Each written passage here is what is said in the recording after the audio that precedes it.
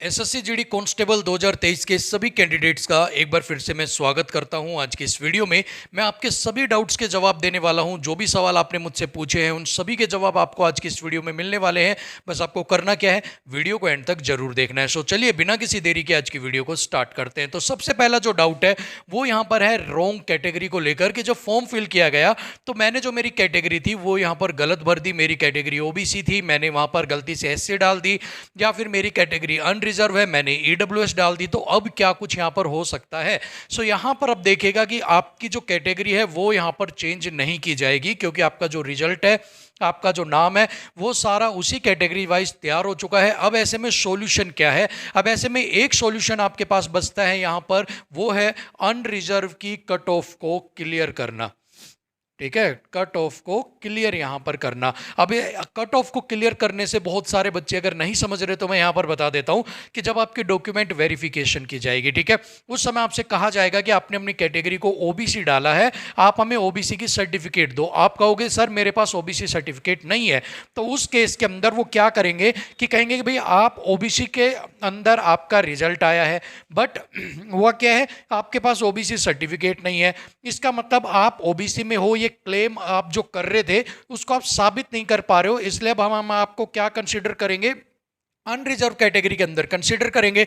अब मान लो आपकी ओबीसी की कट ऑफ यहां पर गई है, मान लो 50 नंबर फॉर एग्जांपल, ठीक है, और यूआर की जो कट ऑफ गई है वो गई है 60 नंबर। एक एग्जांपल यहां पर है, अगर आपके नंबर फर्स्ट केस के अंदर, केस फर्स्ट के अंदर अगर आपके नंबर है 55 यहां पर, ठीक है, सो आप यहां पर इस कट ऑफ को क्लियर नहीं कर रहे, अनरिजर्व की कट ऑफ से कम है, सो आपको यहां पर क्या कर दिया जाएगा, केस वन के अंदर आपको डिस्क्वालीफाइड, ठीक है, मतलब कि आपको बाहर कर दिया जाएगा। ठीक है, अब अगर मैं बात करता हूं सेकंड केस की, केस नंबर 2 के अंदर आपके जो नंबर है वो यहां पर है 65, ठीक है, कट ऑफ यहां पर है 60। अब आप यहां पर 60 से ज्यादा, 5 नंबर आपके ज्यादा हैं, इसका मतलब कि आप वहां पर क्या कर रहे हैं, क्वालिफाई कर रहे हैं, और यहां पर आपको क्या कर दिया जाएगा, क्वालिफाइड कर दिया जाएगा कि हां आपको ज्वाइनिंग मिलेगी, लेकिन वो अब ओबीसी से नहीं मिलेगी, वो किस कैटेगरी से मिलेगी, आपको अनरिजर्व कैटेगरी के साथ आपको यहां पर मिलेगी। ठीक है, सो ये कंडीशन है, जिसने भी कैटेगरी यहां पर गलत भर दी है अब उसके पास सिर्फ यही ऑप्शन है कि वो अनरिजर्व की कट ऑफ को क्लियर करे,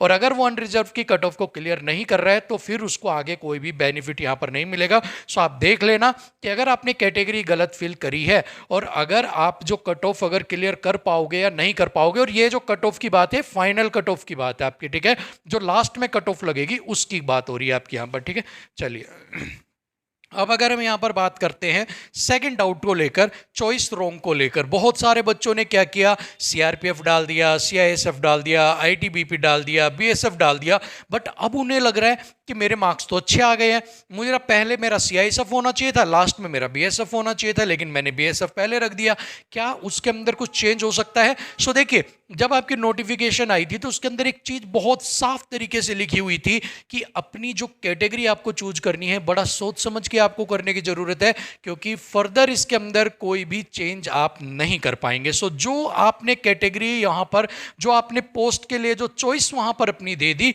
अब वही आपकी यूं समझ लीजिए कि भाग्य विधाता बन गई है। अगर बीएसएफ तो बीएसएफ, सीआईएसएफ तो सीआईएसएफ, जो आपने पहले पे दी है। अगर आपके नंबर वहां पर पहले में, मान लो आपने, आपके नंबर यहां पर 100 नंबर है, ठीक है, आपने पहले पे बीएसएफ दे दी, लेकिन आपके 100 नंबर पे मान लो सीआईएसएफ भी आपको मिल रही है, ठीक है, लेकिन आपने पहले चॉइस यहां पर बीएसएफ दी है तो सीआईएसएफ ना देके आपको बीएसएफ दे दी जाएगी, फिर चाहे बीएसएफ जो है वो आपको 60 नंबर पर ही क्यों ना मिल रही हो। ठीक है, सो जो आपने पहले जो चॉइस दे दी वही आपको वहां पर दी जाएगी, वही आपको पहले चेक किया जाएगा। ठीक है ना, सो ये बहुत जरूरी रहता है फॉर्म भरते वक्त, हमने आपको बताया भी था कि भाई फॉर्म भरते वक्त ये गलतियां मत करना।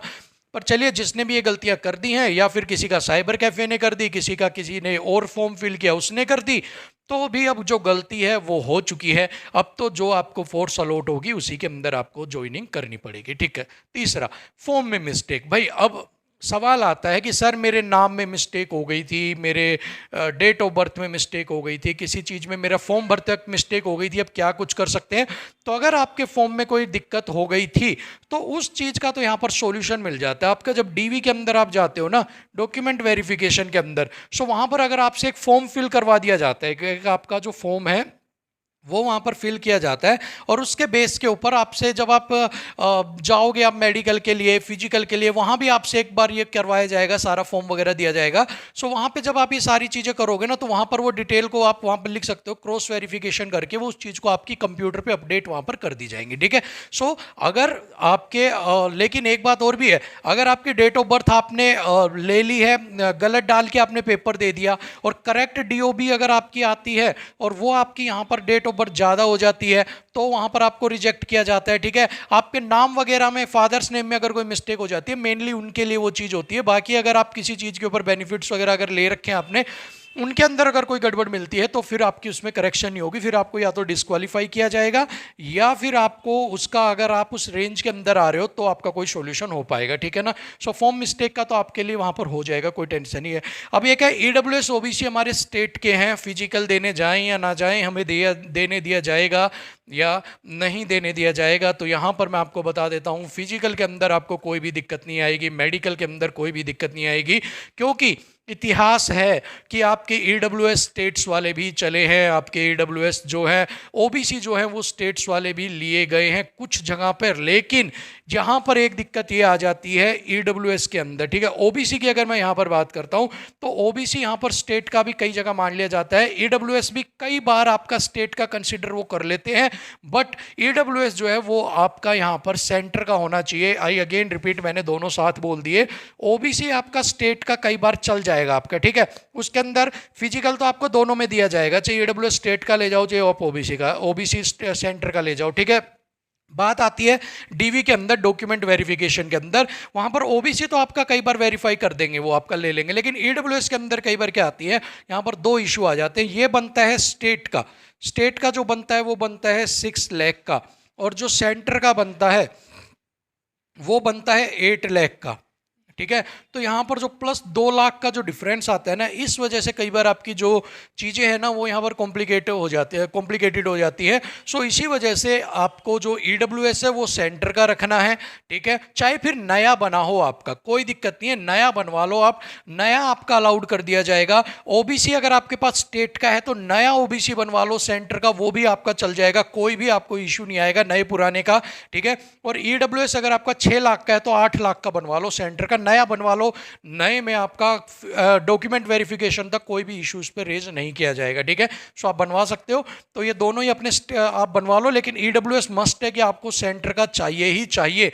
ओबीसी इन एक केस अगर किसी का फंस गया तो उसका भी वो हो सकता है चांस कर दें, बट ईडब्ल्यूएस में आपको दिक्कत यहां पर हो सकती है, ठीक है। सो इस चीज का आप यहां पर ध्यान रखना। बाकी नए आप बनवा लो, नए का ये मत सोचना कि नया चलेगा, क्रूशियल डेट है, कोई दिक्कत नहीं आएगी, नए आप अपने डॉक्यूमेंट तैयार करवा लो।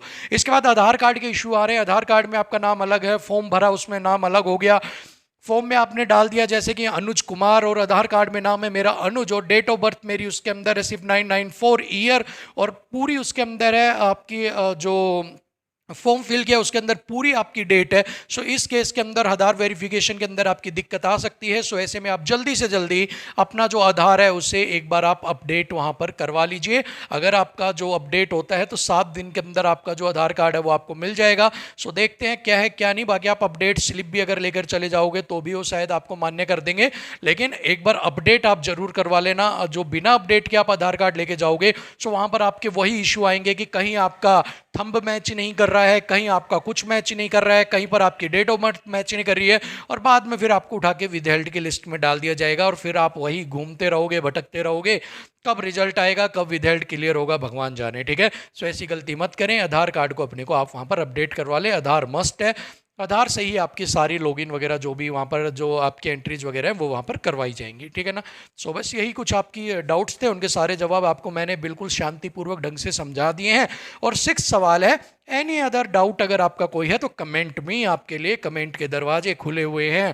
कमेंट बॉक्स में जाइए, सवाल अपना पुट कीजिए, नेक्स्ट वीडियो में आपको जवाब मिल जाएंगे। सो नेक्स्ट वीडियो जो आने वाली है वो आने वाली है डॉक्यूमेंट्स के ऊपर, उसके अलावा आपके कुछ फिजिकल मेजरमेंट्स के ऊपर जो आपको दिक्कत कर सकते हैं। सो चैनल को आप सब्सक्राइब कर लो, ऐसी ही बेहतरीन जानकारियां आपको बेहतरीन तरीके से मिलती रहेंगी। सो मिलते हैं अगली वीडियो में, तब तक के लिए जय हिंद।